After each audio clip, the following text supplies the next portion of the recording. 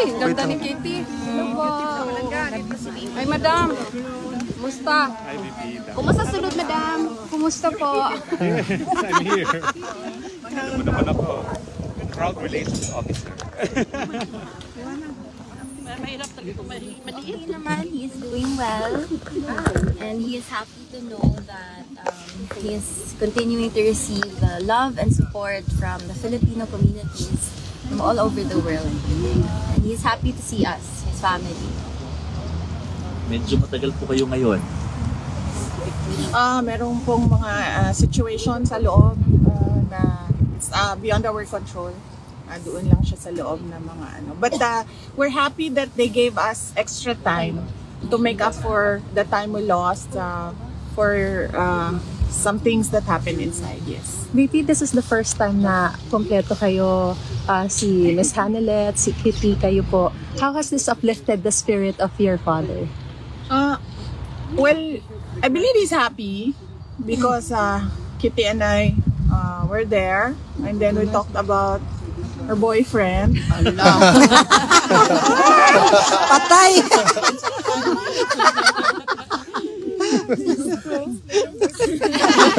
Nag-blush! Thank you, ma'am.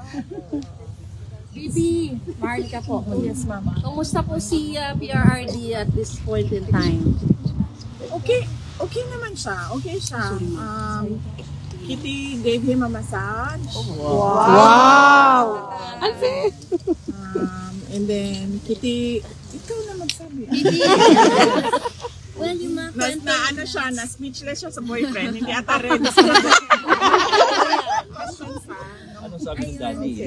So ayun, I was updating him with the situation with our families, and is happy to hear that we are all doing well, that we are all okay, that we are continuing to pray for him.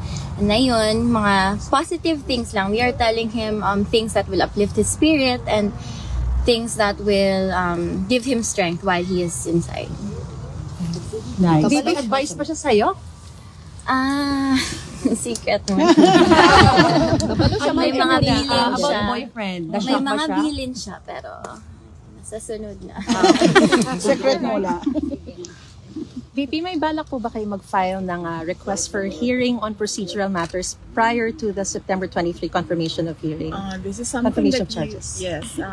Sa legal side, you need to talk to Nicholas Kaufman. So he's the only person that can talk about what they will do with regard to matters inside the ICC. How are you, VP? Pagyapon. Okay lang. Not a problem. I'm just waiting for one more document, and then tapos na yung trabaho ko dito. But personally, I'm okay. Are you going back to the Philippines after that? Yes, opo. Oo. Yan na lang yung inaantay, yung document na yan. Tapos pwede na akong umuwi. VP, something personal. Ano po yung reflections mo, ng pamilya, since this thing happened? I'm sure in one of the moments you're thinking of something you could share. Ikaw muna. Or ako muna? Okay, ako muna. Sige. I'm happy. I think the I don't have the word right now. I only have happy, but it's the incorrect word to describe it. But blessed. I'm blessed because I gained a sister with what happened to me after the attacks, the confidential funds attacks, the impeachment, and we have a relationship now. I have a relationship with Kitty, and I'm happy now. Sabi ko nga sa kanya, I'm happy that I have a sister kasi meron akong pagagalitan. Growing up, wala akong ganun, but meron ako niyan ngayon. Pinagagalitan na kapatid. And then, I'm happy as well. And this really is ironic. But I have to thank Bongbong Marcos because there was forgiveness between me and PRD for all that has happened in our lives, and we have a relationship now, a father-daughter relationship, since we cannot discuss anything legal anymore because it is understood inside that only the lawyers can discuss legal matters with the former president. So we only discuss about the family, and this has been one of the longest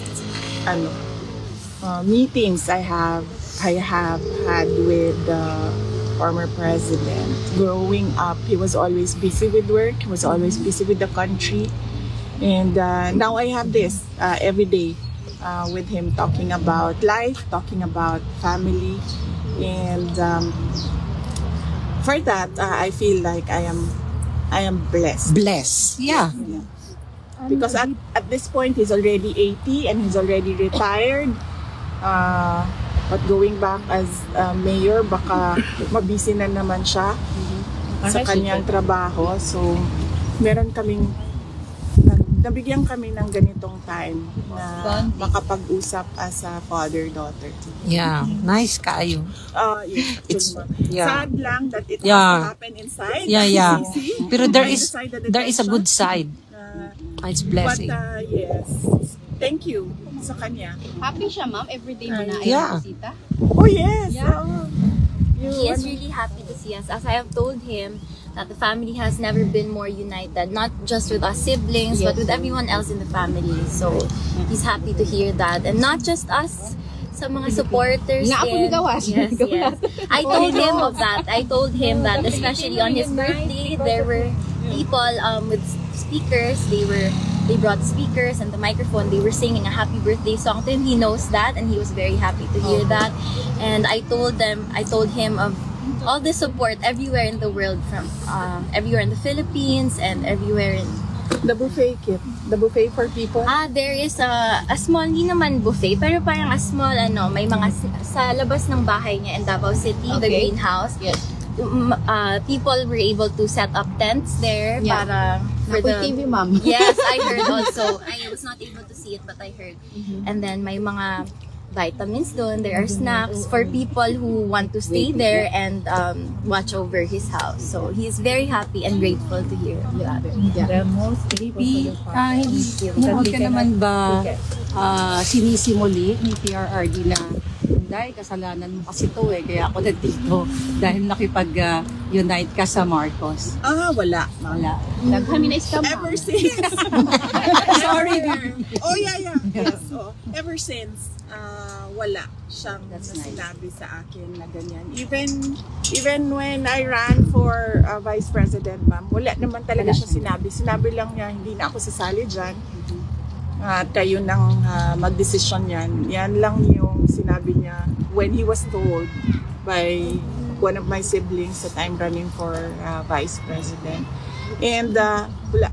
That's good to know. Thank you. VP? I don't remember PRD na naninisi? Wala. Never. Kasi I always remember him. I don't know, Kit, with you, but I always remember him when I was growing up. He would always say, you make your own history in this world. So you always answer to your decisions. So I think that is his philosophy as well. So he doesn't blame anyone with what happened. He always says, I did it for my country. Yes. He always says. Repeatedly. I did it for my country. The two boys po, are they coming? The Paulo and Baste, no? We're talking about Paulo and Baste. So there are plans naman. We arrange this pag-aalis yung isa, may dadating na naman na isa. So as of now, we are arranging all the dates since most of them are busy with the campaign. VP, pardon me, I understand this is something legal, but we just want to hear your side. Kasi po, sabi po ni Attorney Kaufman, tinatrabaho na raw po yung interim release. Meron pa po ba kayong nakikitang balakid before filing one, or how soon will you file this? At sa Pilipinas niyo po ba gustong ma-release ang of course, may panawagan kayo na bring him home to the Philippines, to Davao City. But just for the record, you just want to hear if sa Pilipinas niyo po gusto siyang ma-release kasi may sinasabi po yung palasyo. Let me quote, does it mean that we have to recognize that ICC has jurisdiction over the Philippines?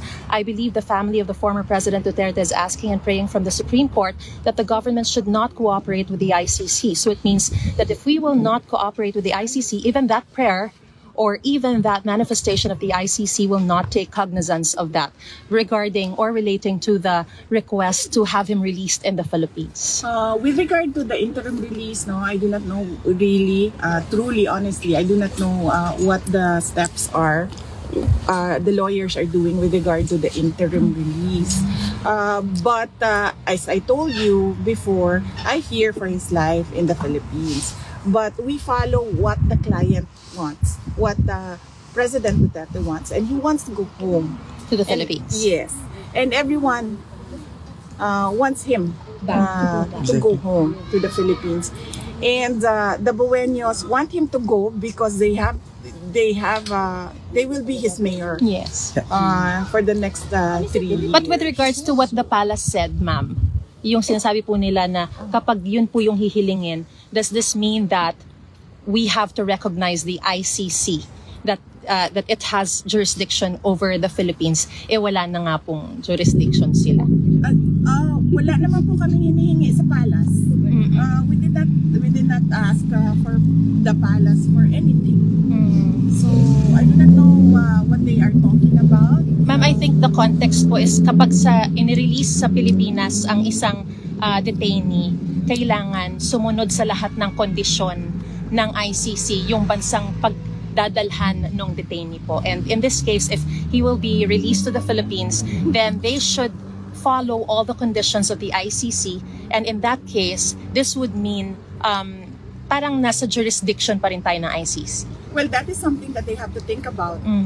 The administration has to think about what their next steps are. So they should not ask the family, they should not ask the Filipino people on what their next steps are with regard to the talk on the return of former President Duterte to the Philippines. Maybe when they've decided, if ever they will decide what their next steps are, if ever it is even discussed inside the halls of the palace, they can tell us what their plans are. The government intends to do with the return of President Duterte. Ma'am, on a different note, were your mother, Elizabeth Zimmerman, able to visit the former president? My mother, she doesn't want that she be talked about or discussed in interviews, so let's keep her private. Noted, ma'am. Thank you. Ma'am, how about your reaction to House prosecution's motion to Senate to compel VP Duterte to answer impeachment complaints? Sabi, legally sound daw po ito, legally sound.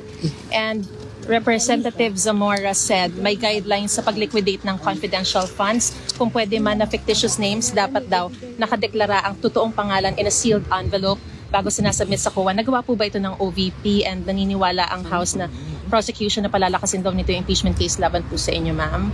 Yun ang mga paniniwala nila. So, pabayaan na natin sila sa kanilang guni-guni. It doesn't have to be yung paniniwala nila, I mean, paniniwala din ng buong bayan. Paniniwala lang nila yun. So, Ila ka na naman. Ma'am, okay na mo sa weather? Naka-adapt na mo?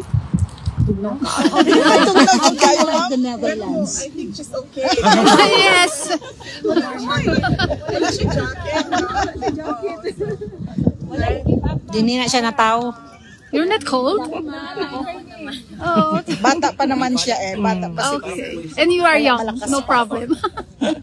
Ma'am, meron po kayong balak na assistant sa mga question mo, Filipinos JB. na aresto sa Qatar while demonstrating for PRRD? Yes, oo. Anong balak? I already endorsed it the moment that I knew about it. I read it in the brief sa Office of the Vice President. I already endorsed to them to reach out through the correct channels on what we can do to assist as an office, the Office of the Vice President. Okay? VP, sorry. VP, may question lang VP, sorry, something legal lang po. You said po na you're going home soon. Sa Saturday. Sa Saturday na po, you're going home. May chance po ba na mako-complete na po yung legal team by then? Wala po ako sinabi na uwi ako sa Saturday. Or uwi na po kayo soon? Ayaw pa uli. I said na pag dumating na yung documents, pwede na ako umuwi. Yeah, that's correct. And makukompleto na po ba yung legal team by then po? Or Nandyan na si Attorney Nicholas Kaufman. The other lawyer, you meet her. I don't want to reveal her name. Just ask her what her name is. And then there's another one assisting them. So far, they're okay. And they're interviewing other lawyers as we speak. So hopefully, before I leave, that team is already complete. But at the moment, no, it's not complete. pero have you identified na po the Filipino lawyer in the team po? Sino kinakausap po ninyo? We have not identified the Filipino lawyer. And is there a chance po that Attorney Roque will be back or will join that team po? I do not know because only the lawyers are talking to each other. So I only talk to the lead counsel, that is Nicholas Kaufman. So he talks to the other lawyers. Ma'am, I have a question. May message po ba si former president sa mga supporters niya right now, or is it still Yes, the same? May message siya para sa supporters. So, of course, he just wants to extend his gratitude to all of his supporters from all over the world, and I did it for my country. yeah, that's what he repeatedly says. So he wants the Filipino people to know that he did it for his country. He did it for every Filipino all over the world. Ma'am, on another note po, nakita po namin si Ma'am Hanilet at the UKT earlier na tumatakbo. We were really worried if there's something wrong, but the former president is okay so far. I don't know. I did not see them running, so We saw it. Okay. We're afraid to run out of time. Okay. The visits are limited. That's good to know. Just to clear things out. Thank you so much. Yeah. Final question na po siguro, VP, you come here on a different circumstance. What would you bring home? What you've learned from the Netherlands? And meron bang thoughts na tumatakbo sa isip mo na sana hindi na lang nag-national politics si dating Presidente Duterte and you wouldn't have been here In this kind of circumstance. on this different circumstance? I really believe that it's futile to regret decisions made in the past, because I believe that everything happens for a reason. So whatever it is, Baka tayo matumba. Okay na sila. Yan o. Relax na, relax na. Okay na, ma'am. Okay na, ma'am. Okay, relax na. whatever it is that happened in the past, I think we should just learn from it and then move forward. So what is my takeaway for the Netherlands? Unang-una, ma'am, ang dami nilang options dito. Meron silang tram. Tram is it, no? Yes, ma'am. That's correct. Yes, meron silang tram, meron silang bus, and then meron silang train, and then they can bike. Yes. And then Meron ding they metro, can ma'am. walk. Metro And also. metro. So that's 6 options for mobility. Correct. I choose to walk dito kasi hindi ka pinagpapawisan, malamig siya, so I choose to walk. So that is my choice. But the residents, they have 6 options. In the Philippines, ma'am, just mahirapan pa yung bus, ma'am. Walang train, walang tram, walang metro, wala lahat. Mainit. So, alam mo yon. Tricycad lang, ma'am. Pag nandito ka, nakikita mo yung kawalan doon sa atin, sa Pilipinas. Yes, that's nako-compare mo. Yes. That's I have a question for Katie. Miss Katie, hello. Mahalika po. Ano yung greatest advice or best advice ni former President Duterte sa'yo? Like he always says, there is a time for everything. So I think he means to tell me to take everything at my own pace and as long as I'm doing good, as long as I'm doing no harm. And he laughed, Kit, diba? Yeah. Na kailangan niya umuwi kasi kailangan niya takutin yung boyfriend. So another reason for him to come home to us. Yeah. Need to ano man tawag niya? Kinipigilan. Kilatisin, ma'am. Kilatisin. As a daughter, no, yung advice sa'yo na pwede rin matutunan ng mga batang kasing edad mo o mga Pilipinong kabataan na pwede mong i-share sa iyong mga kababayan. What advice from him? Yes. Ayun, there is a time for everything. So, growing up, I was always in a hurry. I felt like I was running out of time. My mind was all over the place. I was anxious about so many things. But now that I'm turning 21 in a few days, so I learned to take time to breathe, to slow down, and to just trust in God's time and to take everything at my own pace. Sure. Are you gonna celebrate your birthday here, Kitty? Yes. Advance happy birthday and thank you. Thank you. Kitty, have you been to the tulips field? I'm not sure, ma'am, because I'm still not familiar with the places here. But we did see tulips on the way there. So if you want, I can recommend the Tulip Barn. Yes, ma'am. The Tulip Barn. So maganda. Thank you. Thank you. Thank you, ma'am. Thank you, VP. Thank you. Love you, VP. Thank you, ma'am. Ma'am, support na gyud mi sa mo always and forever. Yeah. Fresh lang kita always, I ma'am. love you, VP. Cerave, ma'am. Dili, ma'am, sa moisturizer na gyud na siya. Model ka na niya na. Napoy under specific, pero kay student ra. Thank you, mama. Thank you kay ma'am. God bless you, ma'am.